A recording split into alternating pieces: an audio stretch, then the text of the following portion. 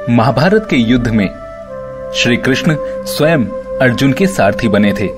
ये बात तो आप सभी जानते हैं, लेकिन क्या आप ये जानते हैं कि एक बार श्री कृष्ण और अर्जुन में युद्ध हुआ था। मैं आज आपको सुनाऊंगा इसी भक्त और भगवान के बीच के युद्ध की कहानी। तो आइए शुरू करते हैं। एक बार महर्षि गालव जब प्रातः सूर्य देव को अर्घ्य देने के बाद लौट रहे थे, तब उनकी अंजलि में आकाश मार्ग से जाते हुए चित्रसेन गंधर्व की थूकी हुई पीक गिर गई। मुनि को इससे बहुत क्रोध आया। वे उसे शाप देना चाहते थे, लेकिन तभी उन्हें अपने तपोनाश का ध्यान आया और वे रुक गए। लेकिन फिर उन्होंने जाकर तुरंत भगवान श्री कृष्ण से फरियाद लगाई। ये बात सुनते ही कृष्ण जी को भी गुस्सा आ गया और उन्होंने झट प्रतिज्ञा कर ली कि 24 घंटे के भीतर वे चित्रसेन का वध कर देंगे। इसके बाद महर्षि गालव वहां से लौटे ही थे कि देवर्षि नारद वीणा झनकारते हुए उनके पास पहुंच गए। भगवान कृष्ण ने उनका स्वागत किया। शांत होने पर नारद जी ने कहा, प्रभु, आप तो परमानंद कंद कहे जाते हैं। आपके दर्शन से लोग विषाद मुक्त हो जाते हैं, पर पता नहीं क्यों आज आपके मुख कमल पर विषाद की रेखा दिख रही है। इस पर श्याम सुंदर ने गालव जी के सारे प्रसंग को सुनाकर अपनी प्रतिज्ञा सुनाई। नारद जी को तो आनंद आ गया। झटपट वो वहां से चले और पहुंचे सीधे चित्रसेन के पास। चित्रसेन भी उनके चरणों में गिरकर अपनी कुंडली आदि लाकर ग्रह दशा पूछने लगे। तब नारद जी ने चित्रसेन से कहा, अरे तुम ये सब क्या पूछ रहे हो? तुम्हारा अंतकाल निकट आ पहुंचा है। अपना कल्याण चाहते हो तो बस कुछ दान पुण्य कर लो। 24 घंटों में श्री कृष्ण ने तुम्हें मार डालने की प्रतिज्ञा कर ली है। अब तो बेचारा गंधर्व चित्रसेन बुरी तरह घबरा गया था। वो ब्रह्मधाम, शिवपुरी, इंद्र, यम, वरुण सभी के लोकों में दौड़ता फिरा, पर किसी ने उसे अपने यहां ठहरने तक नहीं दिया। भाई श्री कृष्ण से शत्रुता कौन ही उधार ले। अब बेचारा गंधर्वराज अपनी रोती पीटती स्त्रियों के साथ नारद जी की शरण में आया। नारद जी तो बड़े दयालु ठहरे। वे बोले, अच्छा चलो यमुना तट पर चलो। यमुना तट पर पहुंचकर वहां नारद जी ने उसे एक स्थान दिखाकर कहा, आज आधी रात को यहां एक स्त्री आएगी। उस समय तुम ऊंचे स्वर में विलाप करते रहना। वो स्त्री तुम्हें इस संकट से बचा लेगी। पर ध्यान रखना, जब तक वो तुम्हारे कष्ट दूर करने की प्रतिज्ञा न कर ले, तब तक तुम अपने कष्ट का कारण भूलकर भी मत बताना। नारद जी भी बहुत विचित्र थे। एक ओर तो चित्रसेन को यह समझाया और दूसरी ओर पहुंच गए सीधे अर्जुन के महल सुभद्रा के पास।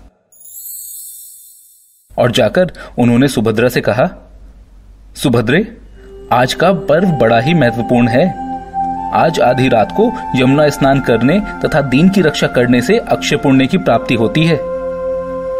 ये बात सुनकर आधी रात को सुभद्रा अपनी 2 सहेलियों के साथ यमुना स्नान को पहुंची।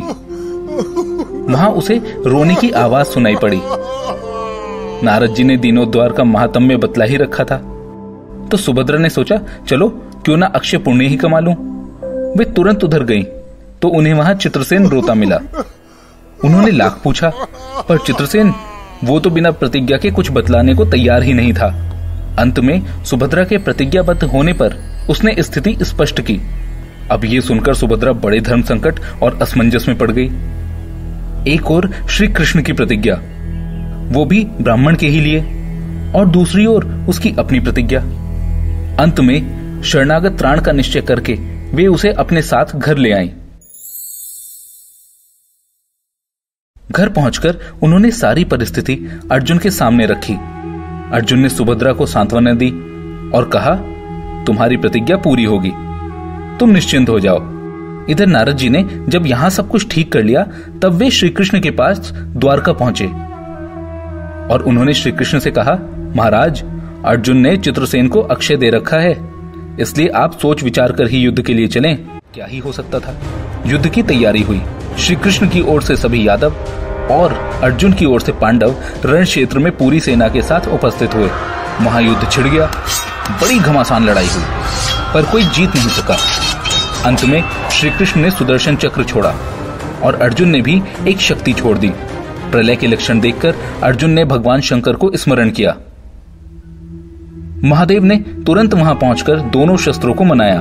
वे भक्त वत्सल भगवान श्री कृष्ण के पास पहुंचे और कहने लगे, प्रभु, राम सदा सेवक रुचि राखी, वेद पुराण लोक सब राखी। भक्तों की बात के आगे अपनी प्रतिज्ञा को भूल जाना तो आपका सहज स्वभाव है। इसकी तो असंख्य आवृत्तियां हुई होंगी। अब तो इस लीला को यहीं समाप्त कीजिए। प्रभु श्री कृष्ण युद्ध से विरत हो गए। उन्होंने अर्जुन को तुरंत गले लगाकर युद्ध श्रम से मुक्त किया और चित्रसेन को अभयदान दिया। सब लोग धन्य धन्य कह उठे, पर गालव ऋषि, उन्हें तो यह बात बिल्कुल भी अच्छी नहीं लगी। उन्होंने कहा, यह तो अच्छा मजाक चल रहा है। लो, मैं अपनी शक्ति प्रकट करता हूं। मैं कृष्ण, अर्जुन, सुभद्रा समेत चित्रसेन को जला डालता हूं।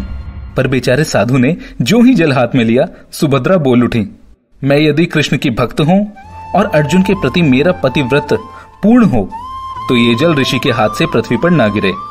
बस फिर ऐसा ही हुआ। गालव ऋषि बड़े लज्जित हुए और आखिरकार उन्होंने क्षमा मांगी। फिर प्रभु को नमस्कार किया और वे अपने स्थान पर लौट गए। भक्त अर्जुन और भगवान श्री कृष्ण के बीच हुए इस युद्ध का कुछ भी निष्कर्ष नहीं निकला और अंत में हर कोई प्रसन्नचित होकर अपने अपने स्थान को वापस लौट गया।